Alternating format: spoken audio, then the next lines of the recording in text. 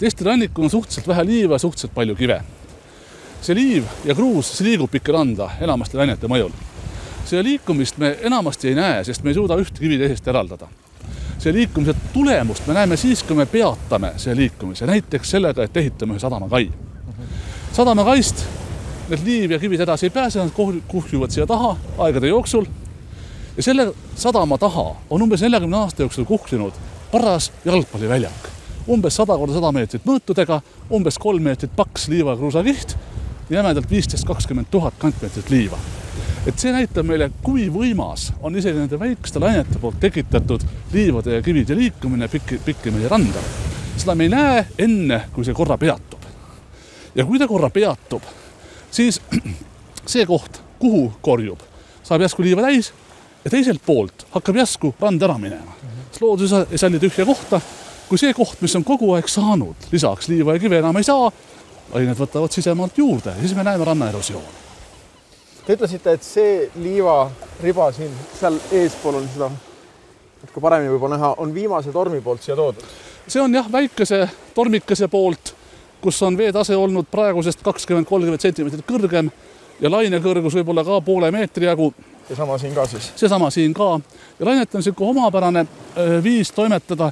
Nad mingist kihist viivad setteid mere poole ja mingi kihi loobivad päris kõrgele. Me näeme, et siin on loobitud lausa poole meetri kõrguse lume peale väike hulk liiva. Kui see oleks olnud väga suur torm, näiteks 2005 aastat tänane torm, oleks see liivamass loobitud praegusest kohast 2 meetrit kõrgemale ja kuni paarkümmend meetrit sisemaa poole. Need vallid, mida on mitmes kohas Saaremaal näha kuni mitme tuhande aasta vanusteni, need on meie kivistunud ajalugu ekstreemsetest tormidest. Nüüd me saame vaadata tänu neile vallidele väga kaugele tagasi. Me saame väga kaugele tagasi vaadata, me saame teada, millised olid ekstreemsed tormide omadused eelmisel umbes 5-6 000 aastat tagasi. Mis on täiesti unikaalne ja millist võimalust enamuses mererandades ei ole. Seetõttu, et meil maa siin tõuseb ja seetõttu ühe ekstreemse tormi tekitatud vall teatava aja möödudes jääbki sisemaale ja tal ei saa mitte millegagi enam ligi. Tormi poolt tekitatud klibuvallid on praktiliselt toitaine vaesed, väga toitaine vaesed. Nad taimestuvad aeglaselt ja neid ei taha keegi, sinna peale saab põldu teha. Ja sellepärast nad jäävad meile ajaloo mälestisteks, aga samal ajal unikaalseks allikaks meie mineviku tundma õppimiseks. Mis laine see on, mis siia randa loksub teie kui teadlase silma läbi? See on see tavaline Eesti nii-öelda rannalaine. See on jah, et sellel polegi õiget nime. Ametlikult peaks ta andma nime ummiklaine, sest ta ei ole otseselt seotud selle tuulega, mis ta on tekitanud. Lained, mida see tuul siin on tekitanud, on tegelikult selle madaliku taga, meist paarsada meetrit edasi. Nad on selle ära muutunud. Pahuribad on näha. Ja nii-öelda neist alles jäänud jäänukid, pikalailine osa, mis on tulnud läbi kivide ja mis kive vähem tunneb, jõuab siia. See pikalaineline osa on nii-öelda hellitavalt, öeldes on pikalaineline periood on siin 3 sekundi ümber. Maailma ookeanis nii lühikesed laineid peaaegu ei olegi, aga meil on see peaaegu juba pikalaineline osa. Aga ka need lained, nagu te näete, viskavad liiva kui labidaga. Iga väike lainehari viskab mitu labidaid liiva ja mitu meetrit edasi. Et juba paarikümne sentimeetri kõrgused lained võivad jalgpalliväljaku täie liiva edasi vedada mõne päevaga. Aga meri tõmbab ka tagasi, osad rannad ju kaovad. Rääkisin siin Valgeranna näites teile just.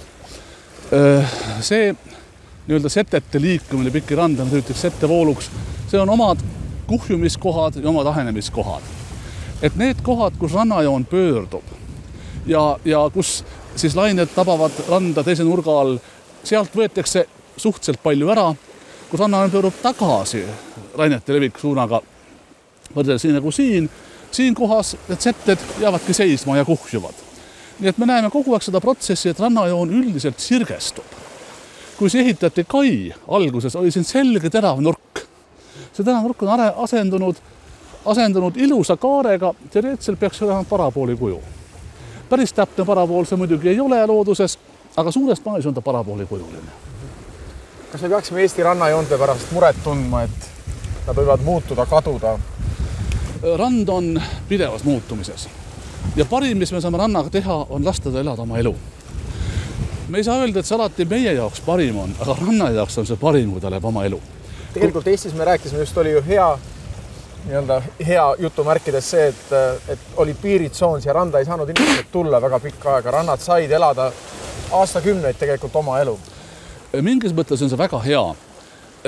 Kui rannal lasta elada oma elu, siis rand suures piiris saavutab tasakaalu seisundi.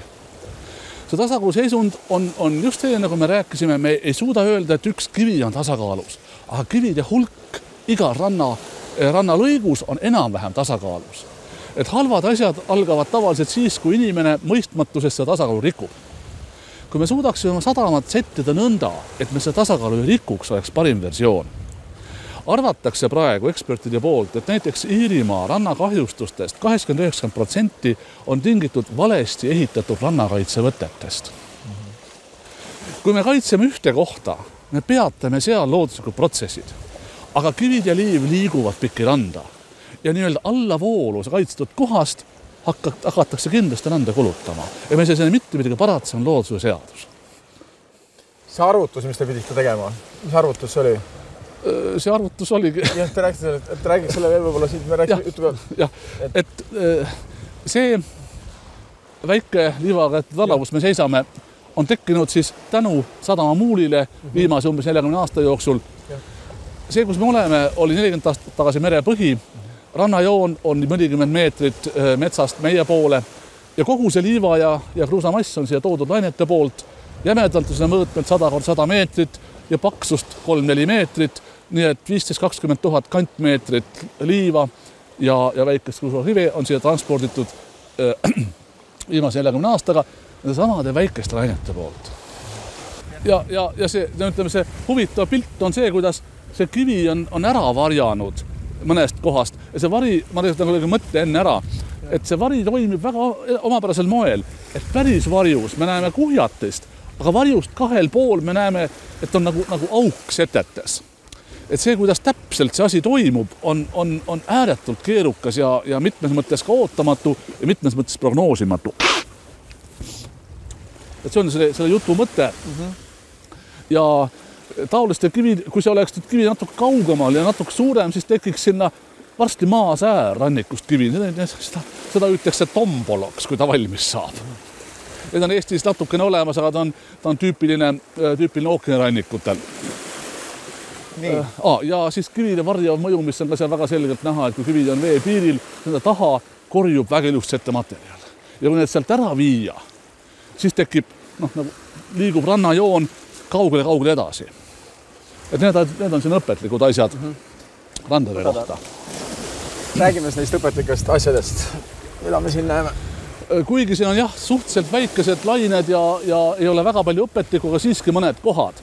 Et kui vaadata seda suurt kivi ja seda taga olevat rannajoone osa, siis me näeme, et kivi taga varjus on lained toonud võrdlemisi palju liiva rohkem kui see teistes kohtades ja rannajoone asend on märksa kaugemal avamere poole võrreldes selle, kus me seisame. Eriti tähelepanuväärne on see, et see kuhjatus on täpselt kivi taga laineleviku suunas ja kivist vasakul ja paremal on setted ära viidud. On selge setete defitsiit. See tähendab seda, et kui me ühte kohta kaitseme ja sinna tekitada varju, nii et sinna saavad setted kuhjuda, siis teisest kohast paratamatult peavad need setted tulema. Me ei saa rikkuda massijäävuse seadust, kui ühte kohta tuleb rohkem, teisest kohast võetakse ära. Meie armsate, kõvade, külmade, märgade rannakivide rolli rannakaitses annavad väga hästi edasi väike kivirida meist 10 meetrit edasi. Te näete, kuidas on lausa neemik tekkinud 10 väiksema kivi taha. Kui need kivid sealt ära viia, oleme situatsioonis nagu meie jalgade all, kus rannajoon on 3 meetrit kaugemal sisemaa pool. Need kive on vahest ära viinud inimesed, kes ei mõista kivide olulist rolli rannakaitses. Kivid tuleb jätta randa. Rand on kujunenud tasakaalus. Sellist tasakaalus, nagu praegu on selle liiva hulga, selle kivide hulga, selle rändrahtmide hulgaga. Vahest liigutavad kivi ära ka jää. Mitte rüsijää. Jää toimib palju huvitavamalt. Jää haarab endasse kivid. Kui kivid jäävad jää sisse kinni, armsalt haaratuna külma embusesse ja siis hakkab kogu jäämass liikuma, siis jää võtab kivid endale kaasa, viib teise ohta, nagu buldoose. Rüsijää võib tõepoolest tõsiselt kahjustada rannametsa ja rannavalle, aga rüsijää ei lükka kivi ära, jää lükkab kivi ära teda kaasa võttes. Tulemus on täpselt sama, mingi osa rannajoonest saab nii-öelda kividest tühjaks ja see osa rannajoonest hakkab kiiresti kuluma. Sealt viiakse setted ära, sest lained pääsevad vabalt neid liigutama. Küllap on suuremas vaates märgata, et me seisame kohas, mis teatavas mõttes ulatub mere sisse. Rannajoone on omadus olla alati nõgus mere poole, parapooli kujuline. Sellist välja ulatuvat osa pehmes rannas ei saa olemas olla.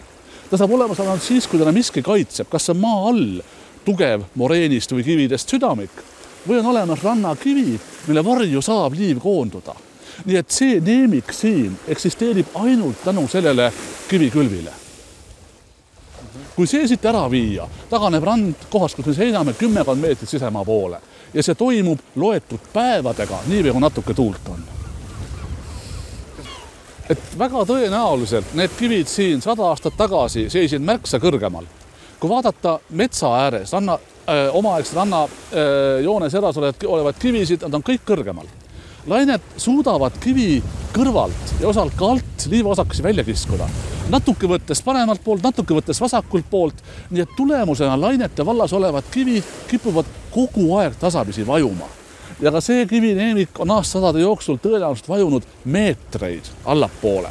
Aga tema kaitsefunktsioon on sellest hoolimata olemas, seda me näeme siin väikse neemiku kaudu. Eestis on üldiselt hästi vähe liiva rannasetetes, võrreldes paljude maailma osadega. Ja lainetel on imetamane omadus kivide vahelt see olemasolev liiv, õige terasuurusega liiv välja korjata ja see paigutada pikki rannajoont. Et see tõttu eksisteerivad meil liivarannad, et lained neid kujundavad. Kui me oleksime nüüd jaanuaris 2005 siin seisnud, kus oleksime ilmselt ninani vees? Jah, me saaksime hingata ainult lainevagudes. Kuskil kord 4-5-8 sekundi kohta, aga me saaksime hingata tõenäoliselt. Aga see ala siin oli enam-vähem vee all ja arvata võib, et need taimestunud rannavalli osad olid samuti suurelt jaolt vee all ja nad on veel vanemad kui 2005 aasta jaanuari torm. Et vesi oli umbes? Vesi oli, jah, vesi oli niimoodi, et me oleks saanud vahete vahel hingata lainevagudes olles siin seistes.